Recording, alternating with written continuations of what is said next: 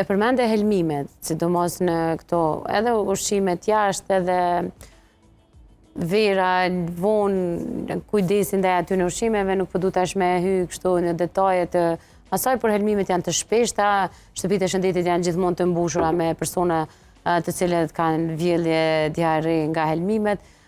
Kur është reagimi i parë i një helmimi?